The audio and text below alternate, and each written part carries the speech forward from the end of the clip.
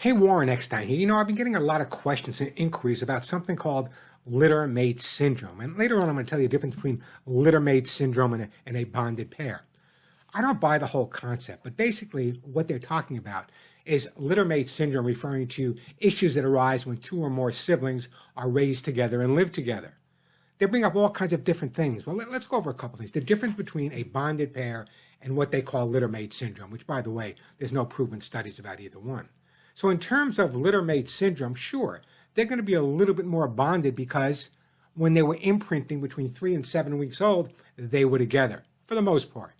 However, I have two Littermate dogs, Molly and Willie. I didn't adopt them until they were over 3 years old from a local shelter.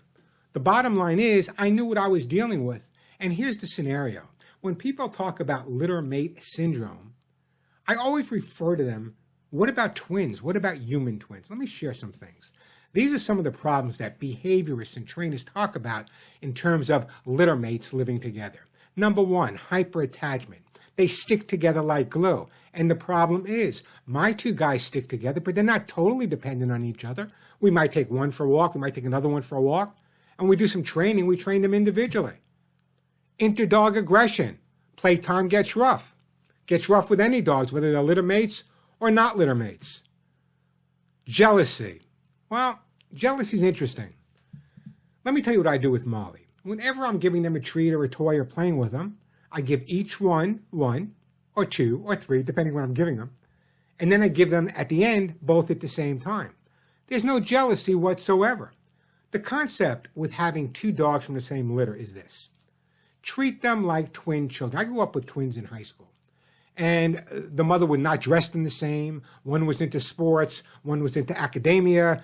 They were different, and they were trained to be different. I use the word trained with people, but dogs, it's the same thing. The concept is when you have either littermates or a bonded pair, and let me tell you, I've lived with so many dozens of bonded pairs or dogs that didn't meet each other till later on in life or met each other recently. And they can become just as attached to each other as littermates. Remember again, that imprint stage is like 3 to 7 weeks, so it's long gone at this point. So the concept is this. If you have a bonded pair, if you have littermates, forget the word syndrome. Once they say syndrome, you know there's an issue with them and not necessarily the problem.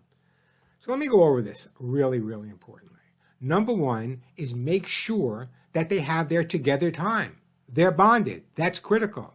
But also make sure they have their separate time. A good time for separate time is when you're training them.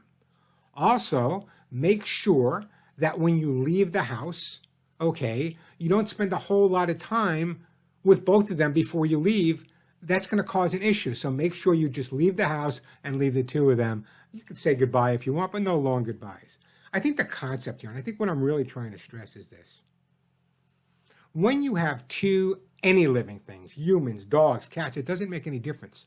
They bond with each other, whether they bond with each other at birth or they bond with each other later on in life. The end result is the same.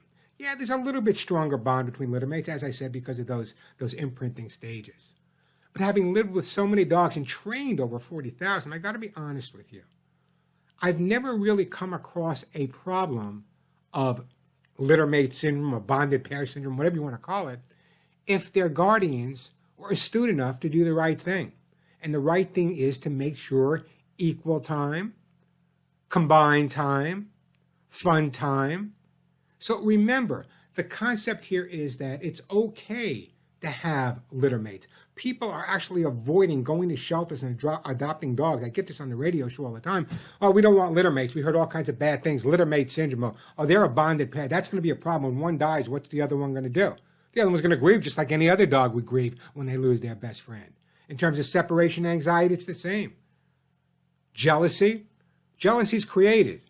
Jealousy's created. If there's nothing to be jealous of, they're not going to be jealous. If you treat them equal, and you make sure they're getting the same amount of attention, makes all the difference in the world. My Molly and Willie, they adore each other, and I'm so glad they're bonded the way they are, but they're bonded in a healthy way.